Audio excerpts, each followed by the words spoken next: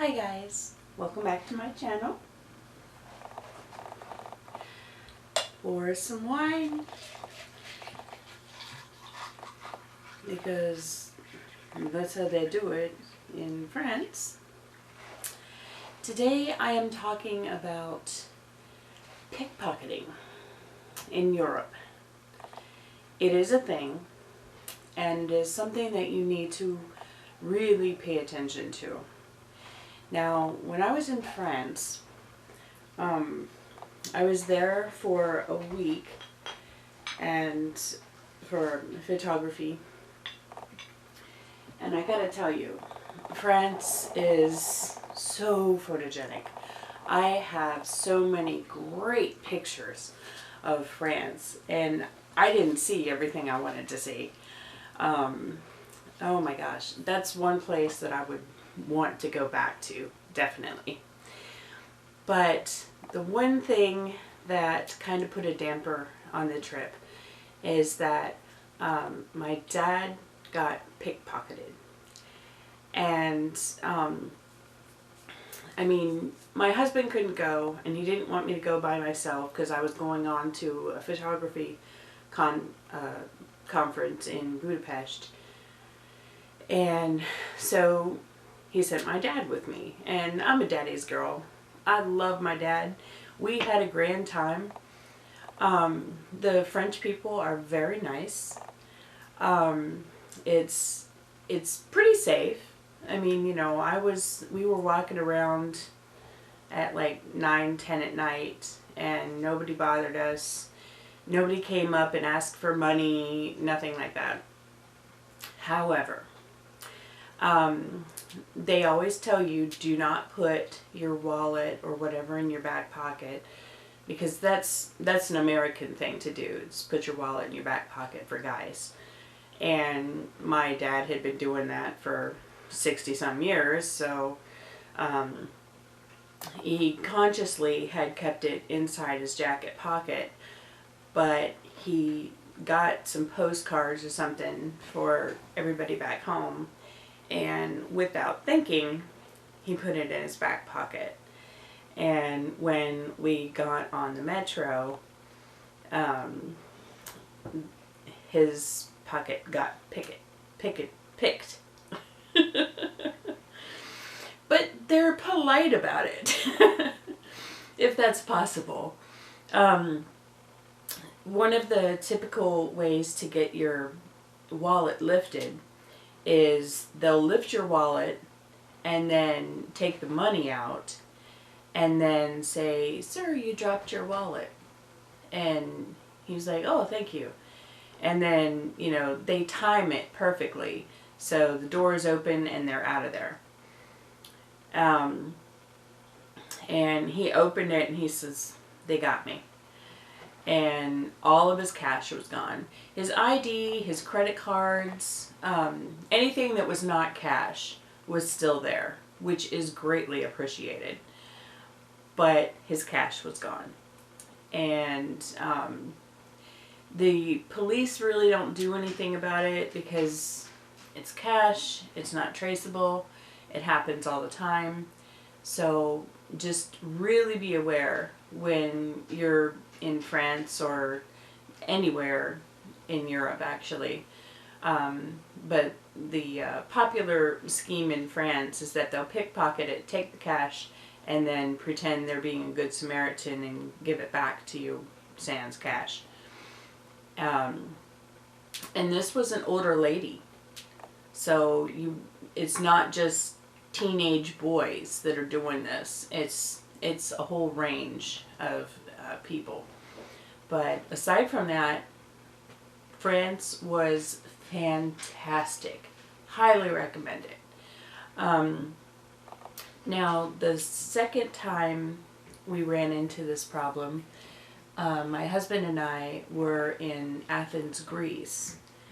And we got on the subway, and I thought I was being clever. I had a poncho-like thing over me and my hand around my purse strap. So I thought, I'm safe. I'm good. And this group of guys got on. They were not Greek, actually. So it wasn't the Greece people, Greek people. But this group of younger guys got on and kind of surrounded me. And not in an intimidating way, just, group of friends surrounding the pole that I was hanging on to as well. And they were, and I do remember the one guy saying, excuse me, because he was talking to his friend or going to his friend or something. And then the next stop they got off. And our next stop, we got off and we were going up, and he says, okay, we'll need our passports to see the Parthenon. And I reached for my purse and it was unzipped.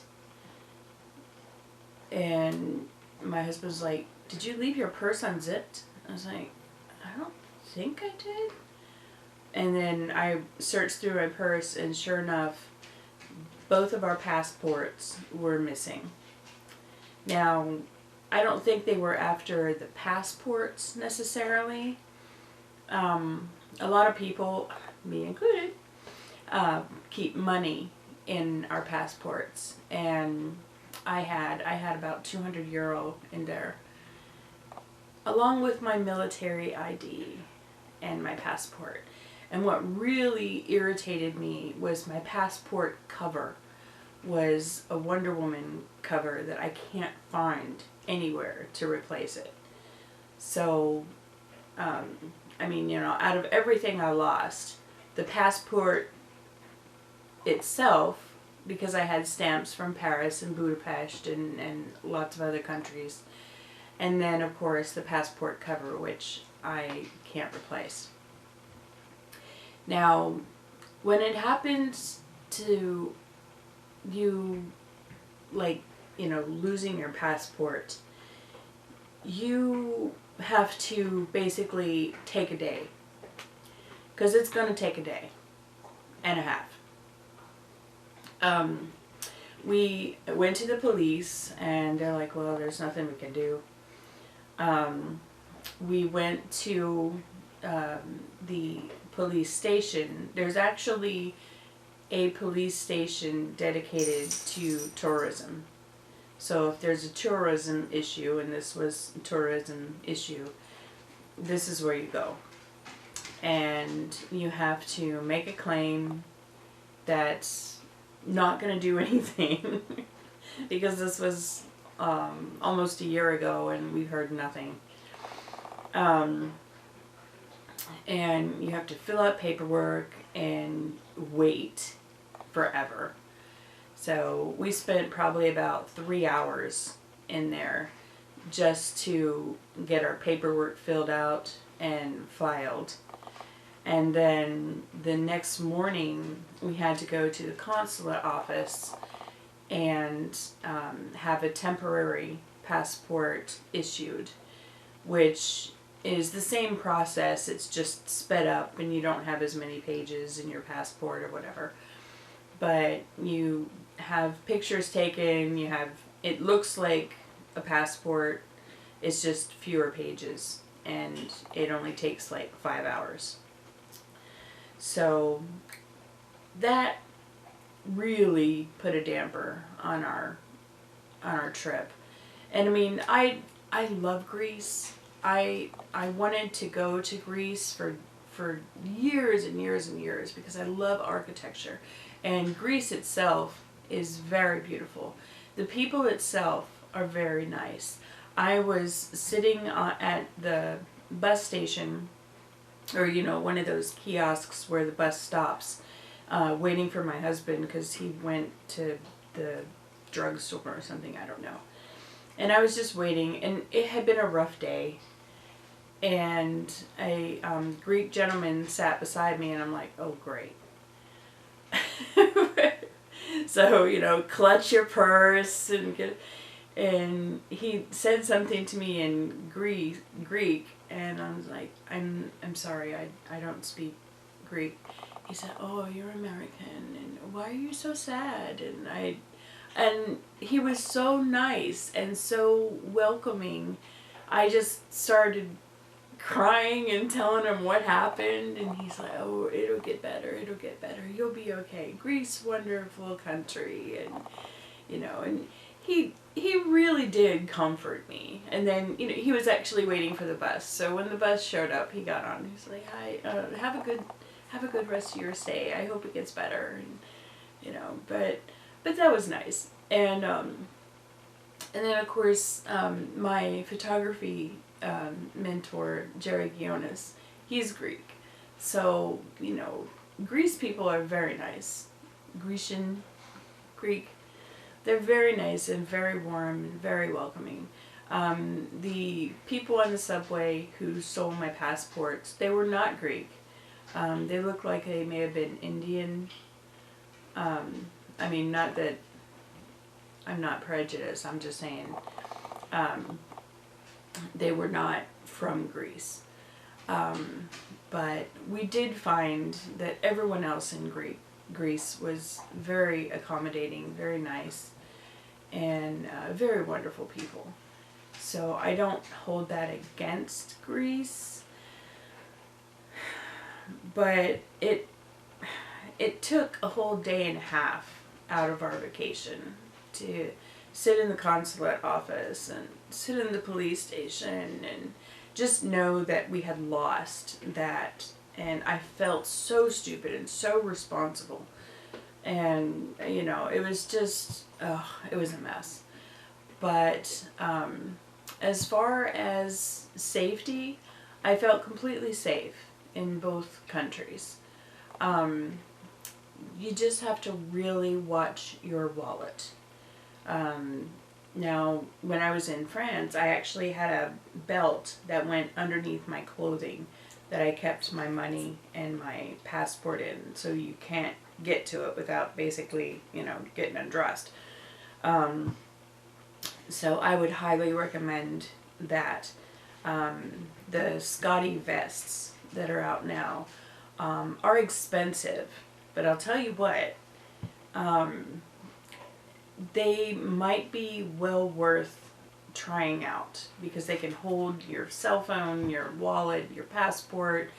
They're equipped for RFID or some kind of radio frequency thing that, people try to clone your cell phone or something, or take your credit card numbers. They have something against that. I don't know what it's called.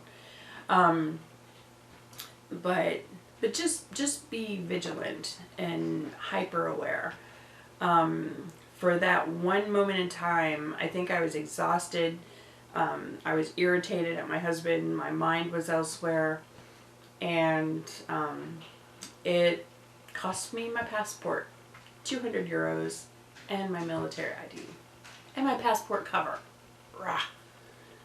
But other than that, happy travels. I know I say that now. But no, it was a great experience to be in those countries, and I would definitely go back. And I just will be more vigilant about my wallet and my passports. So, yeah. Salut.